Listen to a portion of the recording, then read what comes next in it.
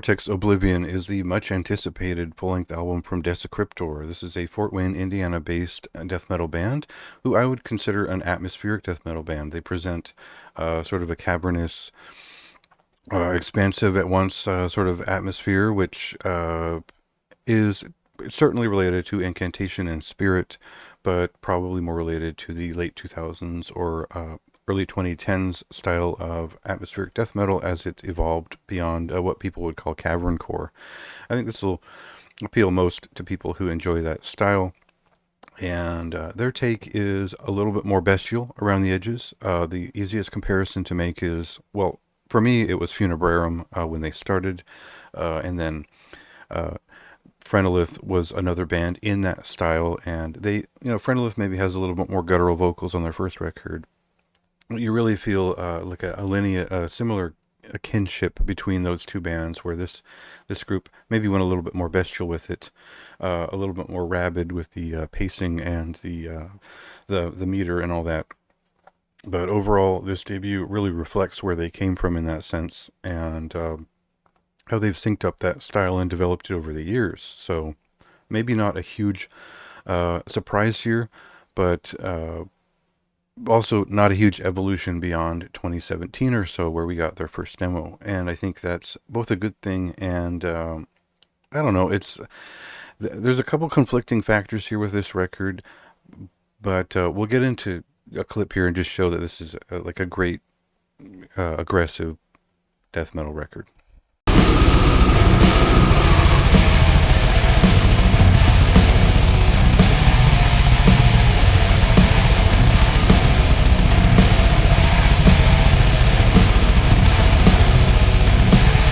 So earlier this year, actually not that long ago, Desekryptor released Curse of the Execrated, and this was a maybe either leftovers from this full length or an unrelated earlier session, maybe playing around with a different sound, and man, it was good. Like, if I was going to include Desekryptor on a list of like my top 100 of the year, I might consider the EP first, because it has sort of a Swedish style guitar tone to it that really plays well with their more atmospheric side.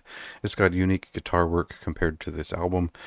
It's just kind of a better group of songs, and it made it so hard to discover this EP like a week before I dug into the album. And unfortunately, I like the EP a little bit more, and it kind of clouded my thought process for a little while when I approached this record.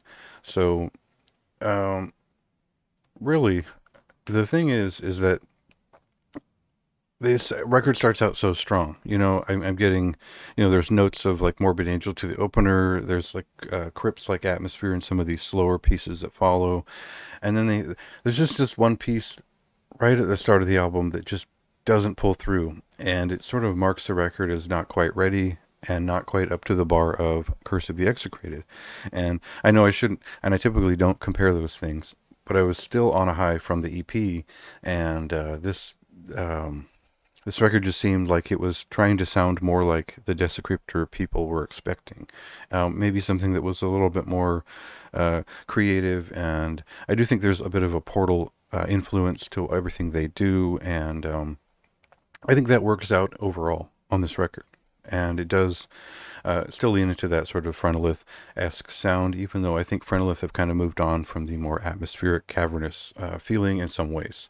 So none of this is really a ding against this record. There's just that one song that I think is just okay, but the level of dynamic between the bestial blasted at sections and the what I would consider like classic death metal grooves are still there, and actually they're enhanced in a lot of the same ways that those EP songs were. But I don't know that any of it hits so memorable unless you really dig into the record. And it's none of these are abstract ideas that are hard to grasp. I think that the production value obscures some of the rhythms a little bit, but not to a point where it becomes so ugly that you can't enjoy it. And that's kind of incantation-esque death metal in a lot of ways for a lot of people. So for me, it comes down to the riffs, and they definitely have riffs, and that's, you know, if you like Ascended Dead, but you also want something that's a little bit more clearly structured, I think this is a good focal point to sort of get that energy out and see what sticks. Um, so yeah, my thoughts are strange on this one because I really enjoyed it. I think it's a fine death metal album. I think it's a fairly unique release for the year so far. I think it's got a unique art style that's pretty interesting, and overall, I just wasn't sure what was profound or unexpected or new about it. In a lot of ways, it felt like they delivered on what they intended to in terms of following up their 2017 demo in terms of style and sound, but the confounding factor might just be the fact that I really enjoyed the EP that came out a couple months ago. It just hit more profoundly. So see what you think. Go listen to both of them. Dig into this album on the 14th. It's coming out in just a couple of days. And if you want more of my thoughts, maybe a little in a little bit more clear state, check out the written review.